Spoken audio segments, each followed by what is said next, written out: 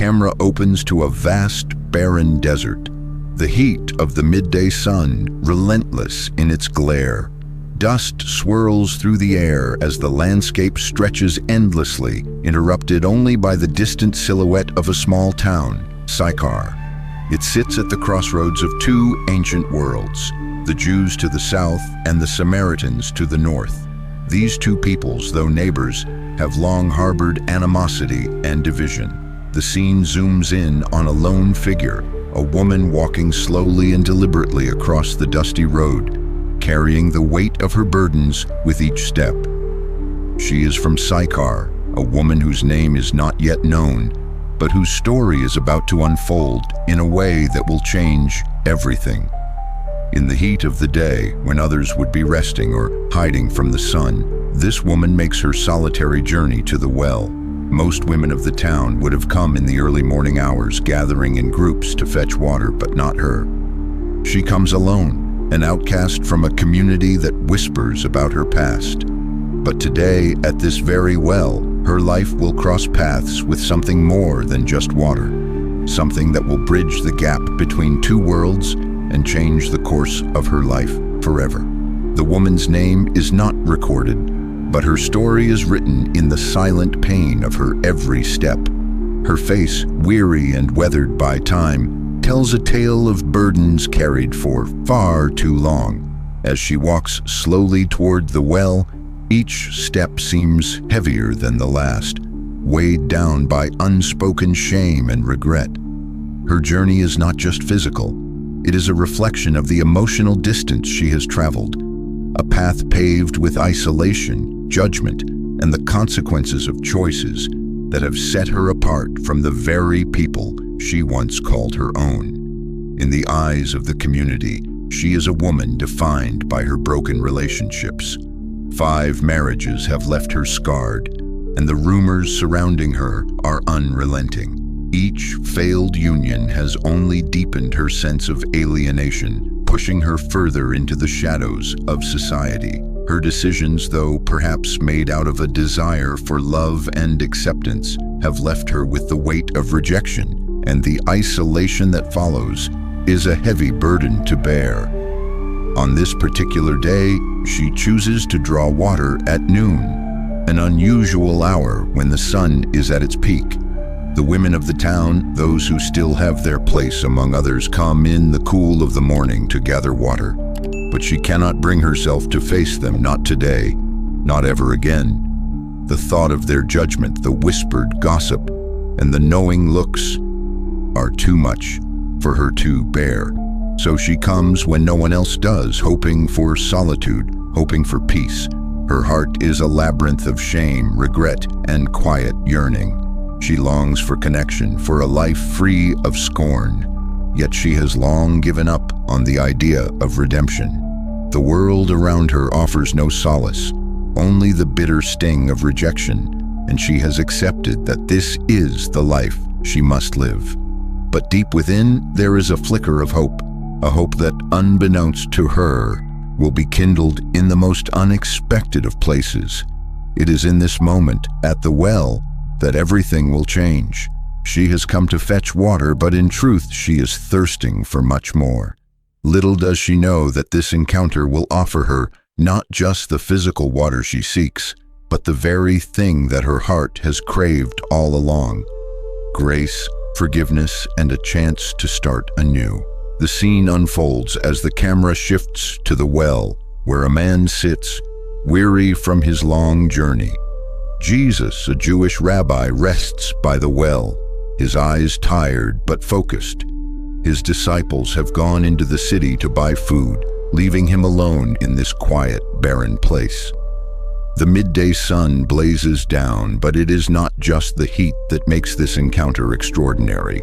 The well, a place of thirst and sustenance, becomes the setting for an encounter that will shatter centuries of social and cultural divides.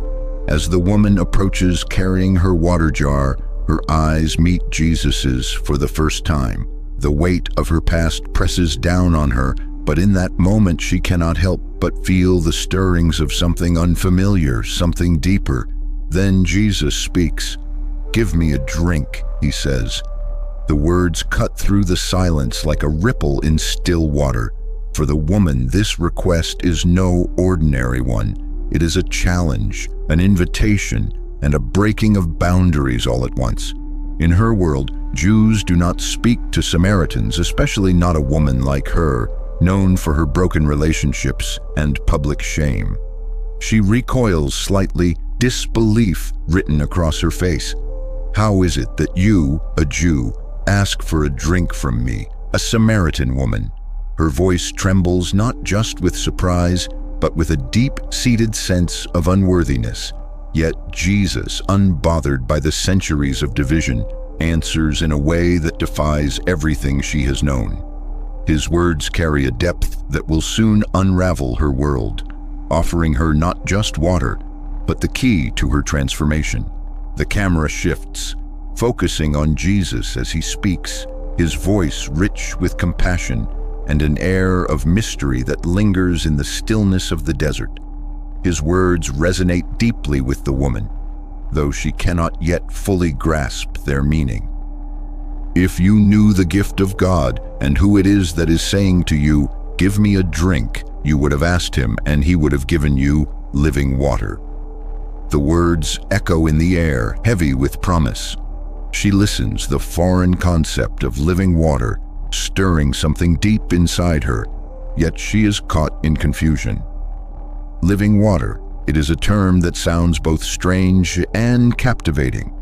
She has lived her entire life seeking the physical water that will ease her thirst, the water that will satisfy her body's deepest needs. But now Jesus is speaking of a water that promises to quench a deeper thirst, one that has nothing to do with the well. Her mind struggles to comprehend, and she looks at him, perplexed.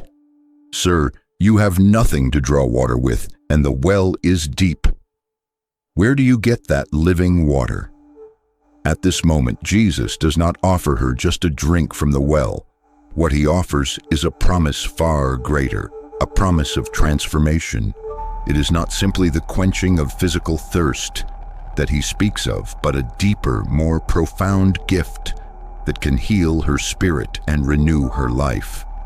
The living water he speaks of is not bound by the limitations of the well. It is a water that flows from the heart of God, a stream that brings renewal, peace, and a fresh start. The woman's thirst runs far deeper than her need for water. It is a thirst for meaning, for a sense of belonging, and for healing from the wounds of her past. Her life, broken by rejection and the weight of shame, has left her longing for something that can fill the emptiness inside her. Jesus, in this simple yet powerful encounter, offers her the very thing she has been searching for: hope. The living water is not just a symbol of physical hydration, it is a symbol of the spiritual transformation that can take place when one encounters the love and grace of God. In this moment, as her heart stirs with curiosity and wonder, the woman stands at the threshold of a new life. Jesus has given her the promise of living water, the promise that her deepest thirst can be satisfied not by the well, but by something far greater. She has come seeking water to quench her physical thirst, but she is about to encounter the one who can satisfy her soul in ways she never thought possible. The camera focuses intently on the woman's face as Jesus speaks, his voice shifting from the promise of living water to a deeper, more profound truth.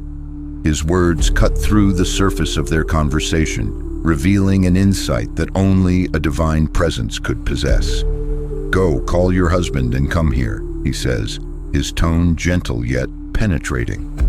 It is a simple request, but in the context of their conversation, it is laden with meaning. The woman hesitates, and vulnerability creeps into her voice as she responds, "I have no husband." Her words carry the weight of a life marked by failed relationships and unfulfilled hopes. There is no bitterness in her voice, just a quiet acceptance of the reality she has come to live with. But Jesus, seeing beyond her external reality, does not simply hear the words she speaks. He sees the truth of her life, her brokenness, and her deep yearning for healing. Without judgment, Jesus reveals the truth of her past. He knows that she has had 5 husbands, and that the man she is living with now is not her husband. This moment is not one of condemnation, but of revelation. Jesus does not criticize her for her past mistakes. Instead, he sees the pain and loneliness that have shaped her, meeting her exactly where she is in her brokenness. As the truth of her life unfolds before her, the woman begins to realize that this is no ordinary conversation. The man before her is not just a stranger. He is the Messiah, the one who sees her fully, her faults, her pain, and her need for healing, and still offers her grace. In this divine revelation, the woman is struck with the knowledge that she is standing before the Savior of the world, and the truth that has been unveiled to her is one that will change her forever.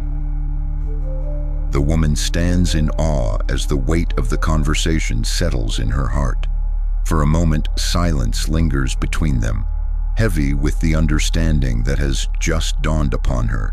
Her entire life, marked by rejection and loneliness, has been seen and acknowledged by the very person she now realizes is the Messiah. In her eyes, something shifts, something has been awakened. What was once a quiet thirst for water is now an overwhelming desire for the truth that has just been revealed to her. Without hesitation, she leaves her water jar behind, a symbol of her old life and her former way of being. She runs back into the town, her heart racing with newfound excitement. The shame that once held her captive no longer controls her actions. Instead, she carries with her the weight of the revelation that has set her free. She finds herself speaking with boldness, telling the very people who once scorned her, "Come, see a man who told me all that I ever did. Can this be the Christ?" Her words are not just a testimony, they are an invitation, a call to those who have rejected her to witness the grace that has transformed her life. She, who once stood alone at the well, now stands as a witness to the living water she has received. The town, stirred by her words, begins to respond, and the impact of her encounter with grace begins to ripple through the community. This moment marks the beginning of her transformation. No longer defined by the mistakes of her past, the woman becomes one of the first evangelists of the gospel, sharing the message of the Messiah with those around her. In her, we see the power of grace to take the most broken and wounded souls and transform them into vessels of light and hope. Her encounter with Jesus has not only changed her life, but it is beginning to change the lives of those around her as well. The living water she has received is now flowing outward, bringing with it the promise of redemption and renewal.